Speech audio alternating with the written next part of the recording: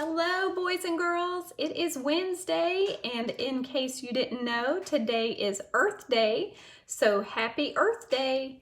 Yesterday, Mrs. Williams sent a fun Earth Day activity with the PowerPoint slides, so if you didn't see that, go check it out. I'm also going to attach it to today's slide.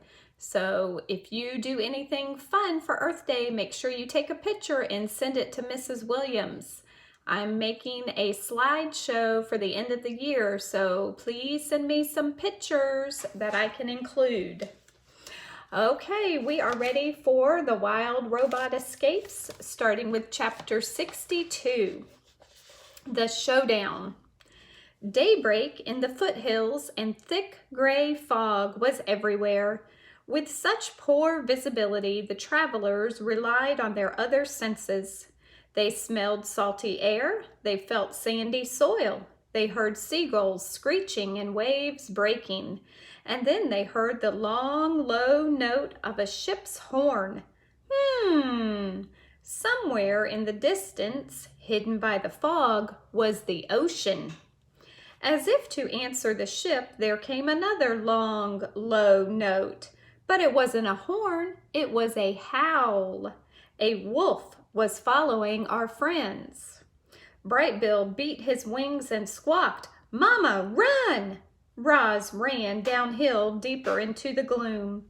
Her feet stomped the sandy soil, leaving behind a trail of footprints. There was no time to hide her tracks, so she just kept running. Blurry shapes faded in and out of the fog, and her eyes darted around to see if they were rocks or bushes or wolves. But the robot should have watched where she was going. She slipped and thumped into the sand, and before she could get up, Shadow was on top of her. The wolf was heavy and strong. He pinned Roz to the ground and locked his teeth onto her tool belt. At last he had caught his prey. Violently, wildly, he thrashed the robot from side to side. Roz tried to squirm free, but Shadow's grip was tight. There was only one thing to do. She reached down beside the wolf's snarling jaws and fumbled with the buckle. And suddenly she was loose. Shadow staggered backward, the belt dangling from his mouth, as Roz stomped away. Brightbill had been circling overhead this whole time, and now he squawked desperate warnings to his mother. "Look out for those rocks! Shadow is gaining on you! There are buildings ahead!" Roz burst through a row of hedges and onto the main street of a seaside village. It was still early, and it was still foggy, and Roz was halfway through the village before anyone saw her.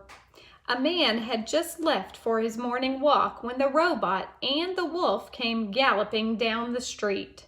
The man decided his walk could wait, and he hurried back inside.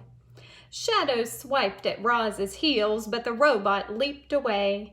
She soared over a house and landed on the other side. The wolf dashed around the yard, only to see her leaping away once more.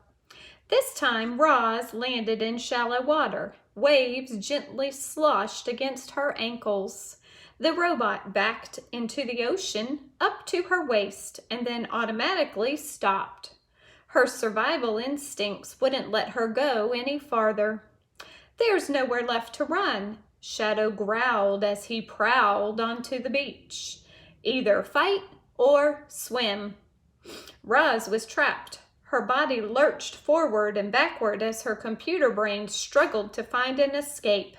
And then Brightbill came to her rescue. "This way, Mama!" Roz didn't hesitate.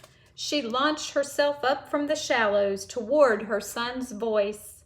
Salt water streamed off her body as she soared through the air. Then her feet pounded into the sand beside Brightbill, who was perched atop an old rowboat. By the time Shadow arrived, our friends were rowing away from shore. The wolf's face twisted with rage, and he howled from the water's edge.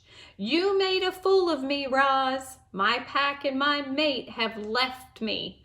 Now I'm just a worthless lone wolf, all because of you. Roz felt sorry for Shadow. She never meant for any of this to happen, but she had her own troubles. The robot's greatest fear was deep water, and now she was paddling through the waves and out to sea. Chapter 63, The Rowboat. The sun was shining, the fog was thinning, the robot was rowing. Roz was no thief, and she didn't like taking that old rowboat. Rowboat. Let me read that again. Roz was no thief, and she didn't like taking that old rowboat. But judging from its appearance, it had been abandoned years ago. She hoped it wouldn't be missed. Anybody who's rowed one of these boats knows you're supposed to face backward. That can make it tough to see where you're going. This wasn't a problem for Roz, however. She started off rowing normally, and after several strokes of the oars, her head spun around until she was facing forward. And what she saw was blue sky and dark waves and a sliver of green on the horizon. We're in a bay, said Bright Bill, swooping down into the boat. To the north is that distant coastline. To the east is open water. To the west is a seaport. And to the south is the village and the wolf. It seemed the travelers had no choice but to cross the bay. Luckily, Roz could row long and fast. Bright Bill settled in for the ride, and the robot's mechanical muscles started pumping. She pulled and pulled and pulled on the oars, and the rowboat glided through the waves. Roz was nervous. Time and again, the robot's survival instincts had stopped her from going into deep water. Now an old rowboat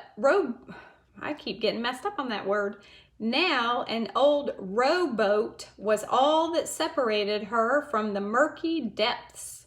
She couldn't wait to feel solid ground beneath her feet again. As they rowed deeper into the bay, the waves got larger and rougher. Gigantic swells of water rolled in from the open ocean and started tossing the boat around like a toy. The waves finally became too much for Bright Bill. He spread his wings, lifted up on the breeze, and anxiously looked at the choppy surf ahead. "Row faster," he squawked. "I don't know how much more the boat can take." Roz tried to power through. She rowed faster and faster until the boat was skimming across the water. Too fast! The left oar snapped, then the right, and suddenly the boat was at the mercy of the waves. "Hold on, Mama," cried the goose. "Here comes a big one." The rowboat was pulled up the side of a towering wall of water. It teetered at the top, and then the boat went crashing down the other side with such force that the whole thing splintered apart. Roz felt water surging up around her. She clung to debris and kicked her legs, but she wouldn't stay afloat for long. The robot began to sink. The goose floated above. The ocean rolled and sloshed. Then there was a sudden burst of air from somewhere nearby. Bright Bill looked toward the noise, but saw only sea spray drifting on the breeze.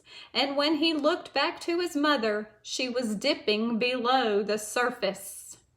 "What can I do, Mama?" Bright Bill cried from the air. "Tell me what to do." "There is nothing more you can do," came Roz's gargling voice. "I am sorry." The young goose could only watch as the ocean dragged the robot down, down, down. You're not going to be happy with Mrs. Williams. That's where we're going to stop today with that cliffhanger. Tomorrow we'll pick up with chapter 64 called The Sea Creature. I wonder what's going to happen. Okay, so as you know, today is Earth Day, so I have an Earth Day joke for us today. What did the tree wear to the pool party? What did the tree wear to the pool party? His swimming trunks. I bet it was fun going to the pool. Mrs. Williams has not been to the pool lately. So we have 365 days of wonder. And today is a long one. Here we go. Ideals are like stars.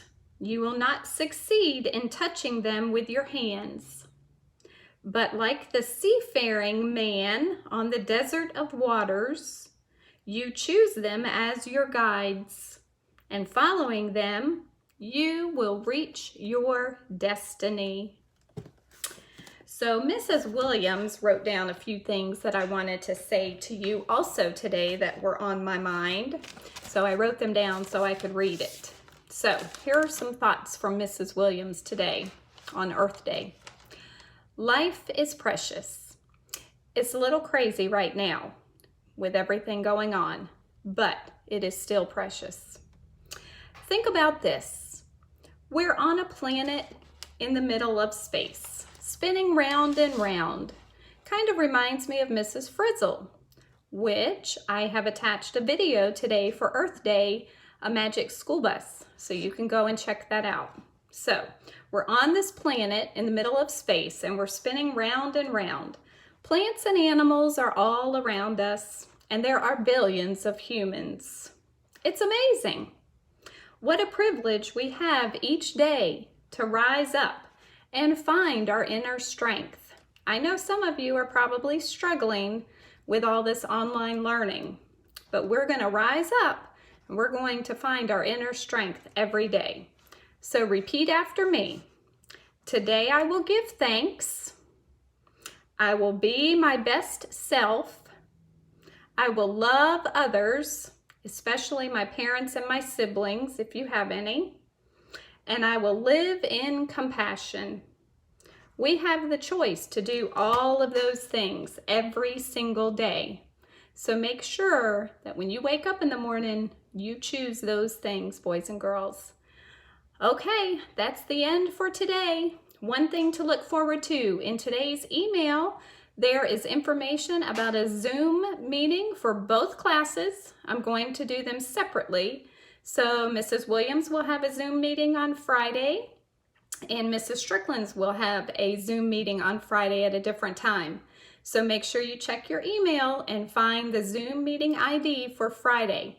It's going to be a show and tell, so make sure you find one thing that you would like to share with Mrs. Williams and your classmates. And we'll have show and tell on Friday, okay? Make sure you try to do the Earth Day activity and watch the video. Have a great night, boys and girls. Love y'all.